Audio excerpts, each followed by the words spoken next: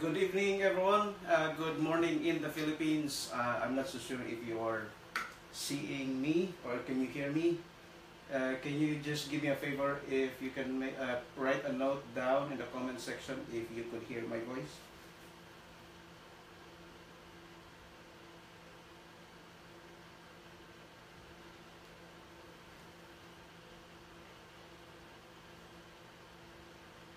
Okay, so just like what we've been doing in the past, kung may mga tanong kayo, just write down your questions below and I will try to answer those questions as we go along with this presentation. So, again, the topic for today is basically the new law that you've heard in the past few months or weeks about Trump's proposal to overhaul the current U.S. immigration process that could potentially affect Filipinos largely, both in the family side or in the employment-based petitions. We will be talking about those topics now. I have some examples, particularly for a group of Filipino nurses, but at the same time, I would encourage other professionals as well because you might benefit from this presentation. So again, kung may mga tanong kayo, just write it down and I will try to answer those questions as much as I can. So the RACE Act is actually known as Reforming American Immigration for a Stronger Economy. Then let's talk about that, whether or not talagang makakapag-contribute ba sa stronger economy ng US once it's approved. So I just want to make a disclaimer. This is still a proposal. It will be debated and it will be voted upon in Congress. And the next question would be, again, why are we talking about this? So, primary two reasons. Dapat maging aware tayo and let's educate ourselves on things that might potentially affect us, especially for those people who have or are pursuing their American dreams. And second, let's plan ahead. No? So huwag na tayong maiwanan by the time na the law comes into effect. So these are the topics that I will be talking about today. We'll talk about briefly what the main objectives of the proposed bill. We'll talk about the nature of the RACE Act. We will compare about the current situation now and what the proposed bill actually saan sila magdi-differ in terms of relevant points. Who are forgotten about the RACE Act. So ang dami kasing categories ngayon with the existing US immigration categories, but as far as the proposed bill is concerned, there are portions or aspects of US immigration that they did not touch. Will it affect you? Then let's discuss about that. Then what are the challenges of the RACE Act? Proposed point system. So we'll talk about paano ba i-implement ng US once the law comes into effect. I actually made an example because nurses in the Philippines constitute a big portion of Filipino immigrants in the US, so I actually put some example there.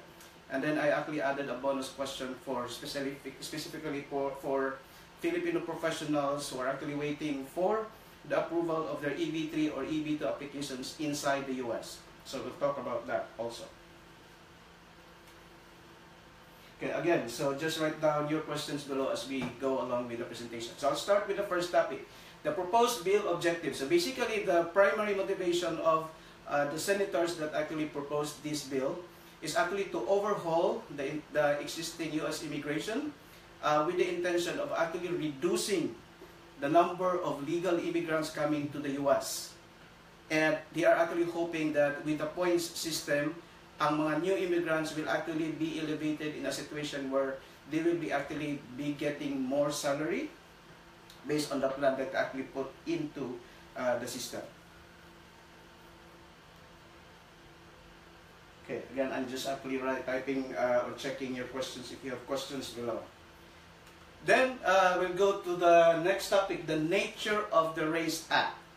So, if you actually are familiar with how Australia and Canada do their immigration, people doesn't have to wait for some immediate relatives, though it is also an option to actually file a petition for them, or they also could actually come from employment-based. United States, on the other hand, is quite unique compared to the Canadian or the Australian-US immigration. So, what they are trying to propose now is that it is a hybrid of what Canada and Australia is doing. So they are actually introducing a point system based on some aspects of an individual, whether it's an education or ability to speak English or a job offer But what is unique with the Race Act though is they actually give more points as to the amount of salary or compensation a potential employer will offer to the applicant, and it actually gives them more advantage over the rest. Second is that the visa cap is still at 140,000 visas per year, and that includes your spouses and children. So 140,000 immigrants coming to the United States every year is actually quite small, considering that all other people in the world actually wants to come into the United States. So this is not limited to Filipinos only. Third, anyone will be able now. So currently, for people who wanted to come to the United States, they need an immediate relative. An immediate relative means their spouses, their parents, their fiancé, or their sibling need to file a family-based petition for their relatives to come to the United States. Or if they are lucky to have a U.S. employer, then that employer could also file a petition for them. Now, with the Race Act coming into effect, or if it will be approved, you don't need those. So you don't need a U.S. employer to give you or to file a petition for you, or you don't need an immediate relative to file a petition for you. If you pass based on the points, and if you accrue the total aggregate 30 points, then you can come to the United States as an immigrant. And then, ang sinasabi nila na what happens then for people who are actually waiting for their visa to be issued. So there is an added point. So supposedly in the model, there's a total of 100 points. But when you have a pending immigrant petition coming from the family-based route, then they actually added you 2 points for that. And we'll talk about that in the next slides.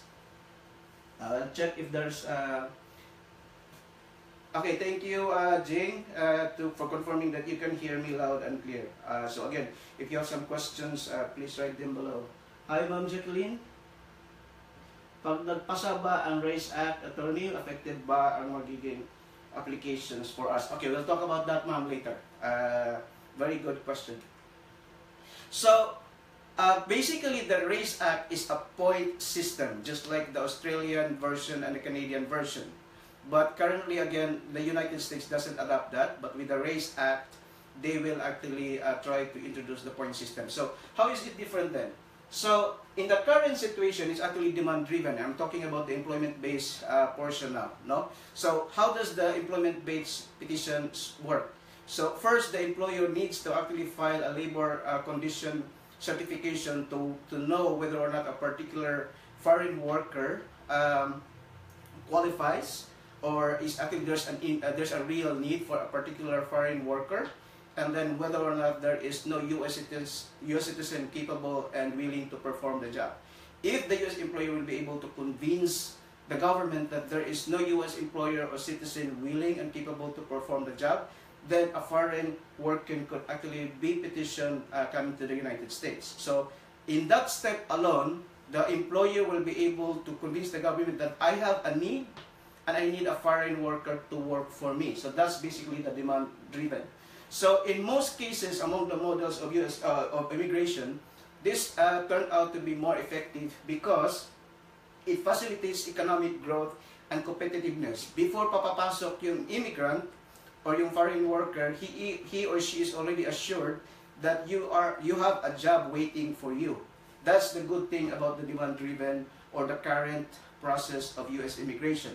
Now, shifting to the point system, which we call the Race Act, they are inviting people who they believe, or the government believes, that they are more skilled and more educated, so chances are they will actually find work when they are already in the United States. That doesn't really hold true to even for Canada and Australia, because there's a possibility that there's a mismatch of skills. So, ibig sabihin, let's say for purposes of conversation, that we are actually hiring more engineers and more MBA graduates, but the current need now of the United States may not necessarily be engineers or professionals with advanced degrees. So it's possible na meron siyang mismatch. Again, it's based on the presumption that because the person coming in is more educated and highly skilled, then chances are they will have better chance of getting an employment. But again, that doesn't necessarily hold true. So that's the major difference between the demand-driven and the points system. Second point, so maraming nagsasabi na, okay, what will happen? And this is a great concern of Ma'am Jacqueline. So what happens then kung maipasa ang RACE Act? Yung mga existing mga visa categories pa ba ay kasama pa rin? Or how does it affect existing applications? So here's the group of actually people who will be greatly affected if the RACE Act will be passed. So it intends to eliminate petition for parents, adult children, and sibling immigrant visas.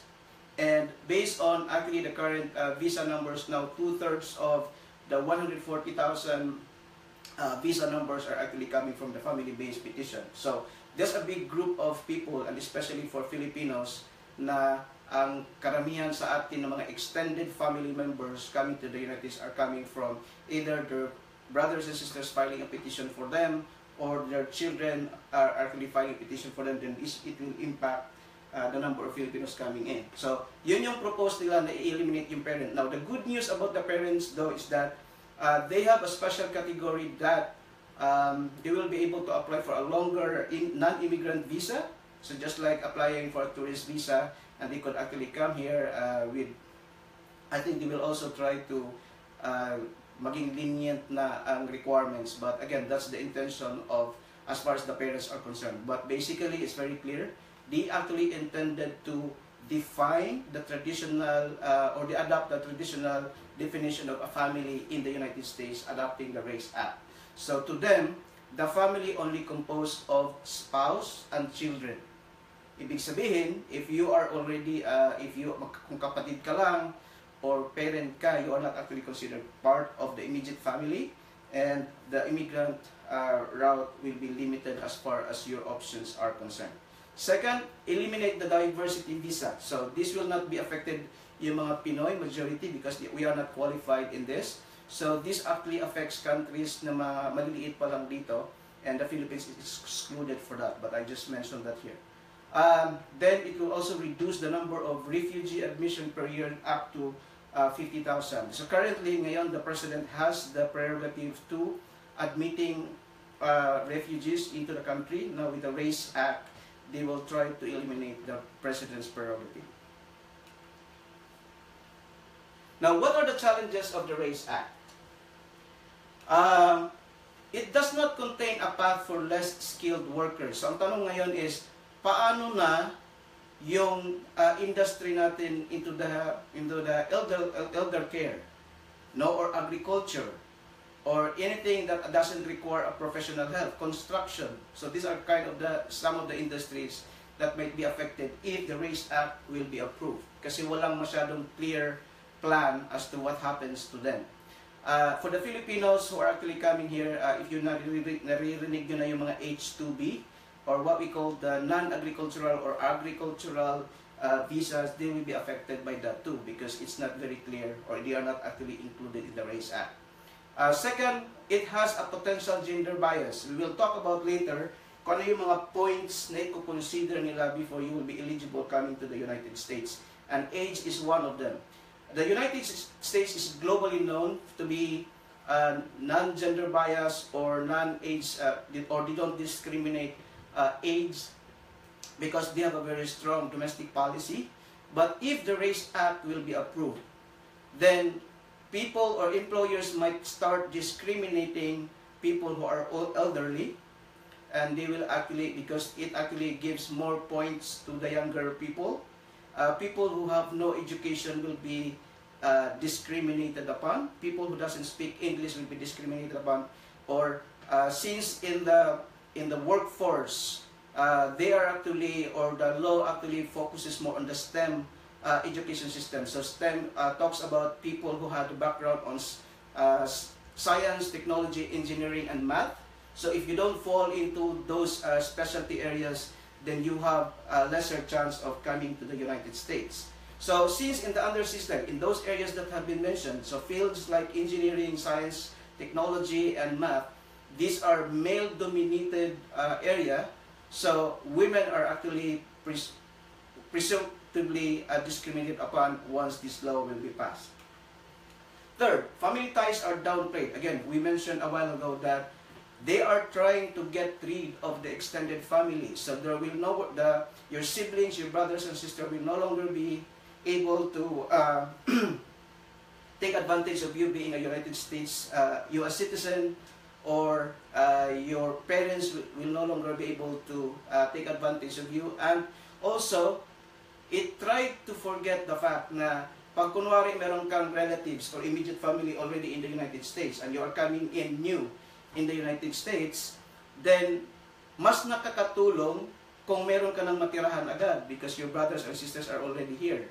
Now, with the race system, since they don't encourage that, then you lose that family support system in the United States.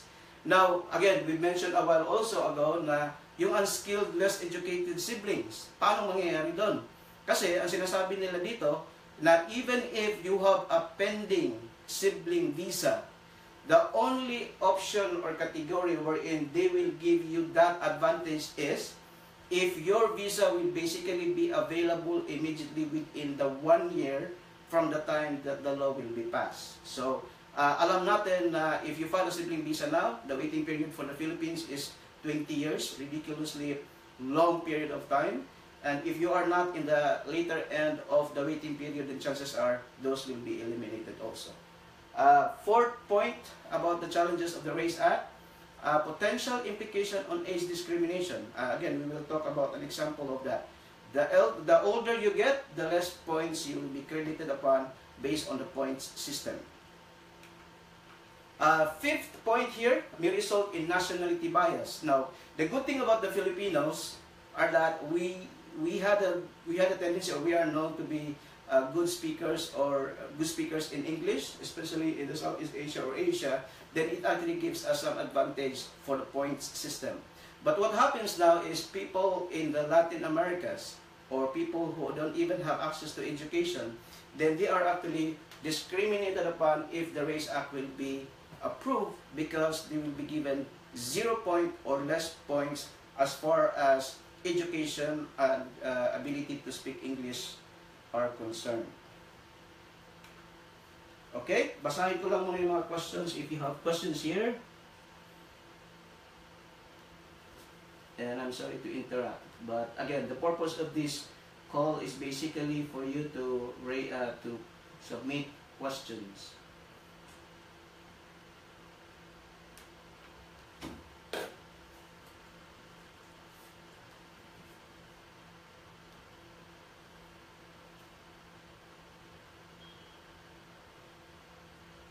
Yes, loud and clear. Thank you for confirming that. If you don't have question, I'll proceed. Okay, what are the purpose or the factors being considered in the Race Act? Again, this is very important for people who are, because sa atin, nadi-discourage tayo agad pag we are not in the medical field, no? Now, if the Race Act will be approved, this opens up to all professionals in the Philippines, or for Filipinos in general, because we actually have better education, and then this will benefit us. So number one, age. Maximum points given for age is 10, formal education 13, English language proficiency 12, extraordinary achievement, and we will talk about that one by one later, job offer or highly compensated employment. So, unlike other countries, ito ang dinagdag nila na extraordinary achievement and job offer, or if you're actually highly compensated as far as the job offer or the employment offer is concerned. 6, investment and active management of new enterprise. 7, ito yung sinasabi natin na if you have an existing family-based petition, then you're actually given 2 points. So, if you notice, the total of this point is actually 102, because the additional 2 points are coming from the fact that you have a pending family-based petition. So, we'll talk about this kasi nakakatawa na majority of the Filipinos may even get 0 points in more than 2 factors that will be considered in the Race Act. So, I'll talk about the age. So, this is ang sinasabi natin na it has a presumption that if the Race Act will be approved, people who are actually elderly will be discriminated upon. If you are between 0 and 17, even if you are yung tinatawag natin ng mga derivative beneficiaries, no? Currently kasi ngayon, pag pinetition mo yung sibling mo, and then your siblings sa tagal ng hinintay nila, may asawa na rin, may mga anak, and if they have minor children, they are deemed included in the petition. But if the RACE Act will be approved, they are no longer considered derivatives. Now, based in the point system, if you are between 0 to 17 years old, wag ka nang mag-apply because chances are you will not be approved. So that's the bad thing about the RACE system. So, if you notice, if you are between the age of 26 and 30, and you are a professional, that's the best time for you to apply for U.S. immigration if the RACE Act will be approved because you will be given the maximum points of 10. Now, the older you get, if you are 51 years old or older, you get 0. If you are between 46 and 50, you get 2. And if you are between 18 and 21, you get 6. So the older you get, the less points you will be given or credited upon. Next, formal education. Now, this is actually a good news for people who hold master's degree or advanced degrees in the Philippines. Because if you notice, if you are actually just a high school graduate, you will be given 1 point. If you have a bachelor's degree, you are given 5 points. But for you to be able to maximize your points, you have to have advanced degree or doctorate degree in the STEM system. Again, these are the science, technology, engineering, and math. So, dati, if you are an engineer or if you are a nurse with an advanced degree, then you actually get benefited by some immigration category. But now, you have to have at least a foreign degree, doctoral degree in the specific fields of science, technology, engineering, and math to be able to maximize the point system. Now, dito ngayon papasok yung foreign master's degree in science, technology, engineering, and again, STEM program. So, dati, ang nakakapag-discourage sa atin is that we have the perception that only people or Filipinos who are in the medical fields, and we've seen a lot of those, na even the doctors or the lawyers would actually go back to school and take up nursing because that's their easiest ticket coming to the United States. But now with the point system, it opens to all other professionals as well. So if you just have a bachelor's degree in the Philippines, you get 5 points. But if you have a bachelor's degree in the United States, you get 6. So chances are most Filipinos will actually fall into the second category. So you will only be given 5 points for that factor. Third point, job offer highly compensated employment, and this is not common to other countries. No, ang sinasabi nila, if the salary that is given to you under the employment-based petition is 150% or less than 200% of the median household income in the state, then you are given 5 points.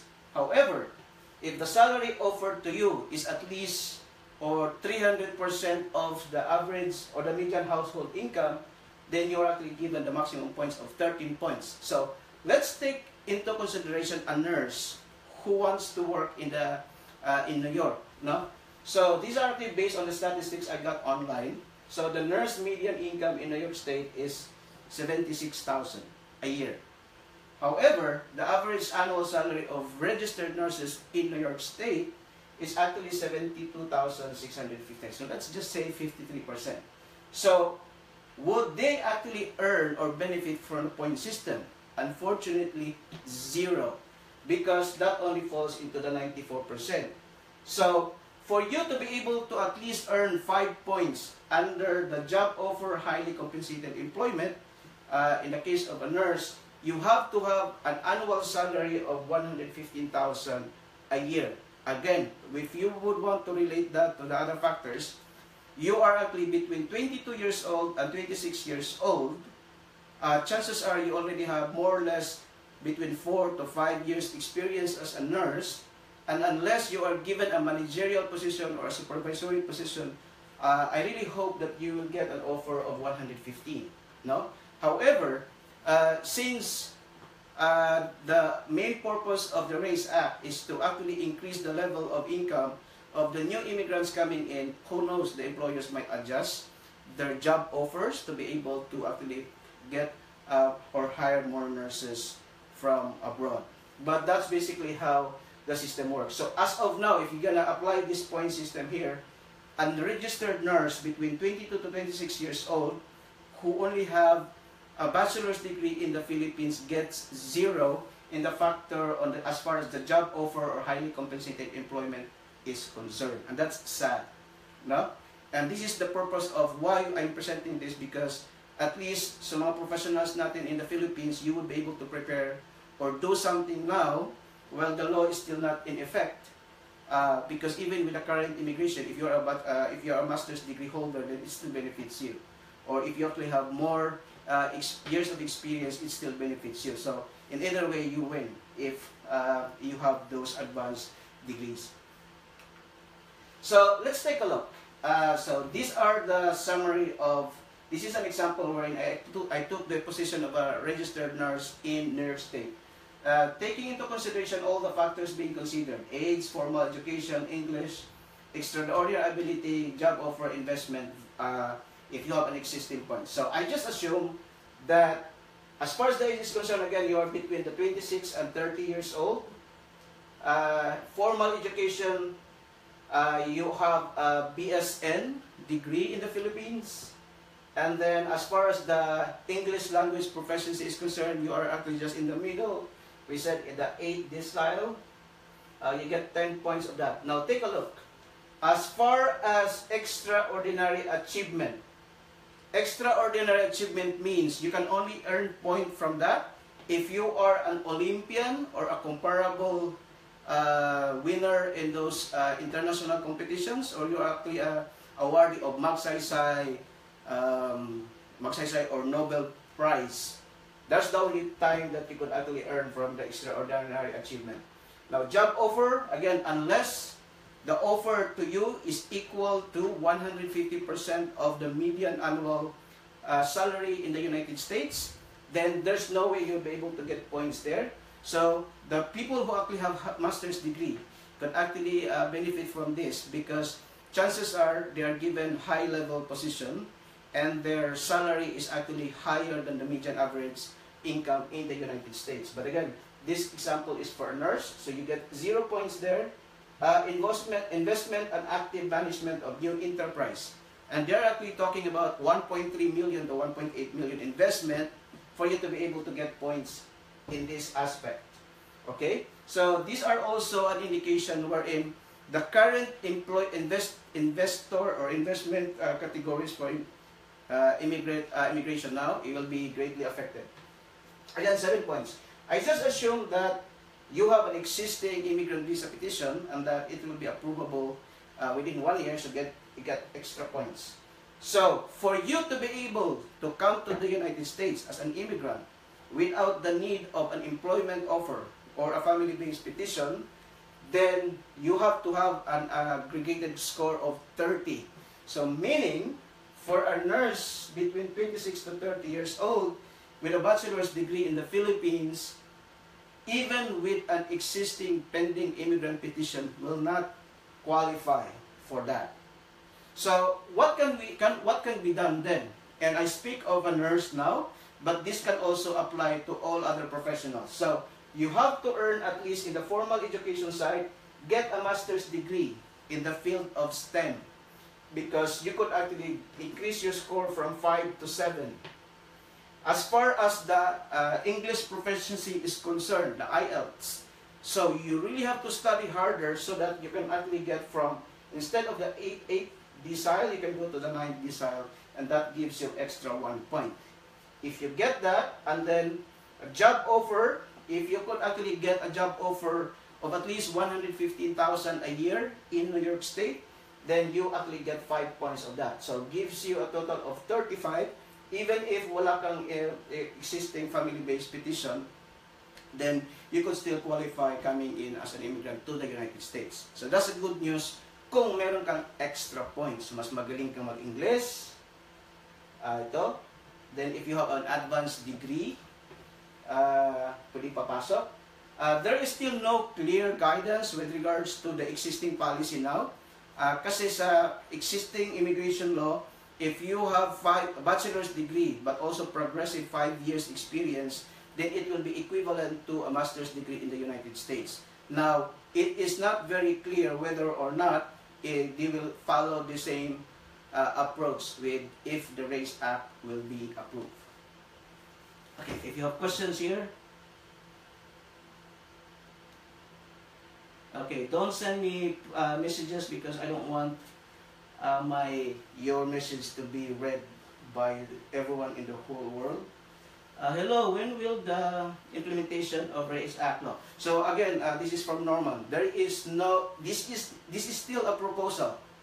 But the reason why we are talking about this is I want you to be aware of what's to come. If this will be approved, it still have to be debated and voted upon in Congress. From Darwin Tenorio, how many percent the CASE Act become law? They actually are earning good points here, no? Number one, it's already been backed by the President. So once this goes approved in both houses, the Senate and Congress, then chances are President Trump will support this act. There will be coming elections in the Senate or Congress next year, so we don't know how the mixture of Democrats and Republicans will change next year, because chances are this will be approved next year, if ever. And if you actually look into the RACE Act, this is not totally a crazy idea. This is primarily the model that Canada and Australia are actually using. It has just been modified. That's why it's actually called the hybrid system as far as the United States are concerned. So again, if you have questions, type it down. I'll try to read and answer them as I can. 2009 prior dates for sibling, will it be affected? Okay, so you are actually basically waiting now for more or less 11 years. So there's still 9 years to go. If the RACE Act will be approved as it is now, then chances are, yes, it will be affected, unfortunately. But, here's what you can do. So kung ikaw ang beneficiary ng sibling visa petition now, while you have time and while you are still in the Philippines, then maybe embark on getting an advanced degree on the STEM field. Increase your ability to speak the English better through IELTS, because again, it's actually given more points. So don't wait until this law will be approved. At least you already have extra points. Kasi kung bachelor's degree lang and you are on average as far as the English language is concerned, the chances are you will not pass the 30 threshold. Okay? So that's the... I'm not trying to discourage the nurses. My message here is, if you are a nurse, because this is an example that I gave, don't be happy with what you are now. So try to actually get advanced degrees or get more experience, because with experience could also justify getting a better job offer, because it might qualify you to getting higher positions when you come to the United States. So that's the key there, no? Prepare, be aware of what's coming, and then prepare yourself and equip yourself with what you need to do so you benefit from the proposed RACE Act. So again, before I close my presentation, I have 5 minutes more to talk about this, and I'm just trying to read your questions.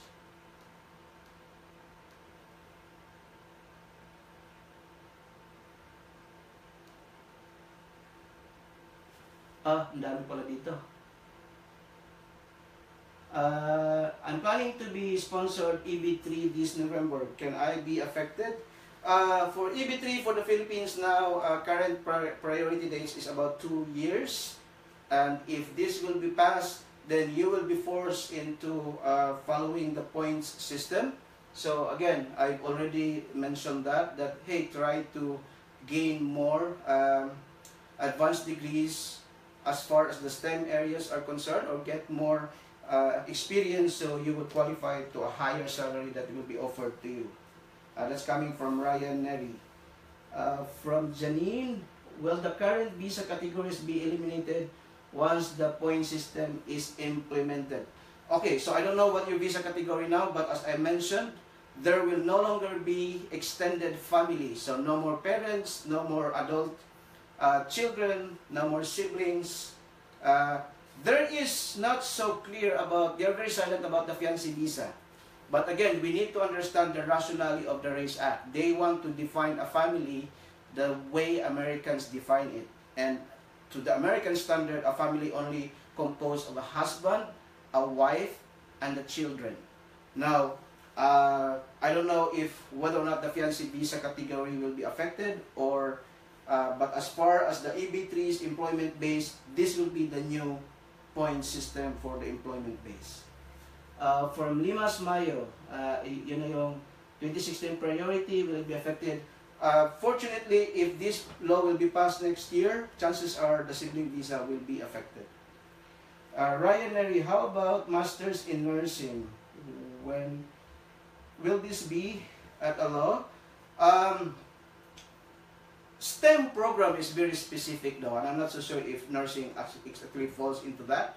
But if you have a master's degree in nursing, then chances are you will benefit from the other factors. So you might be given or offered a supervisory or managerial position or a director level based on your, again, education and experience. So you might actually not benefit from, definitely you will benefit from the formal education, English language proficiency. That's something that you could work on.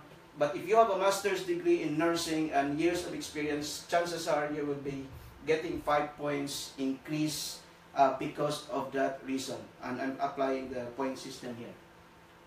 That's coming from Ryan Neri. Darwin, how many percent? Okay. Norma Navarro, hello. It will be approved. Will it be easier, shorter waiting time for the applicants who have bachelor's degree in the Philippines? Okay, again, we talk about that. If you only rely on having a bachelor's degree, then chances are you only get 5 points. And if you are not gaining any other points in the other categories, chances are you will not qualify. So again, if you have a bachelor's degree, then learn more the English language now, so you could actually gain extra points in the English proficiency.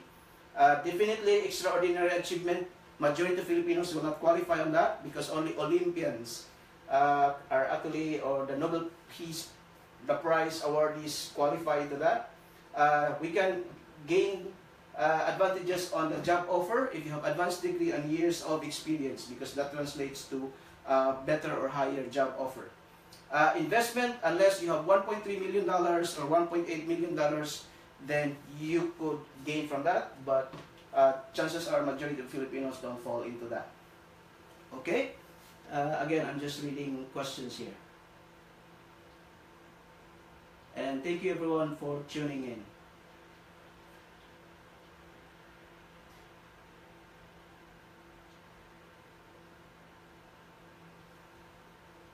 Okay.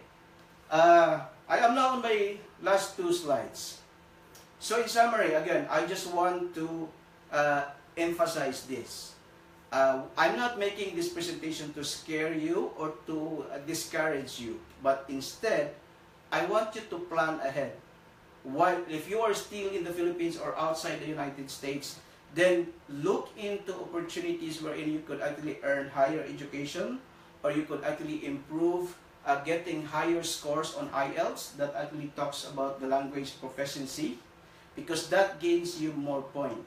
And the second point is be aware and educated on matters that may affect you. No? So you're actually getting this directly from me instead of actually getting it from your friends, from your neighbors, or from any other person who may not be aware of what U.S. immigration law is. So this is actually a free education that I partake to you guys. This is a bonus topic, especially for professionals. Majority are actually nurses who are actually waiting for their interviews with existing EB2 or EB3 applications in the United States. The new law that came into effect just 2 weeks ago, effective October 1, 2017, all employment-based green card applicants will undergo interviews. Before, if you are actually a beneficiary of an employment-based green card application, chances are you will not undergo interviews. But now, with the proposed order from Trump, all of you will be going through the personal interview. So this will slow down the process. All offices now are currently loaded. Now, this mandate will add more to the caseload of the USCIS offices, so it will impact that. Now, what happens to EB3 and EB2 applicants who are still waiting outside the United States? The process is unaffected. So you are still going to go through your medical exam and present documentation at your consular interview and then pass the interview.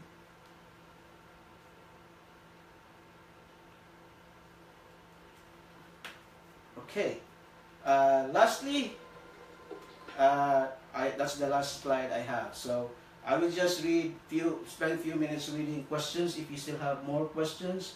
But other than that, again, thank you very much for giving me the time and opportunity to share with you what the proposed Race Act mean, especially to the Filipinos, because I know a good number of Filipinos still want to pursue their American dream. Okay, again, I'm just trying to read some of the questions here.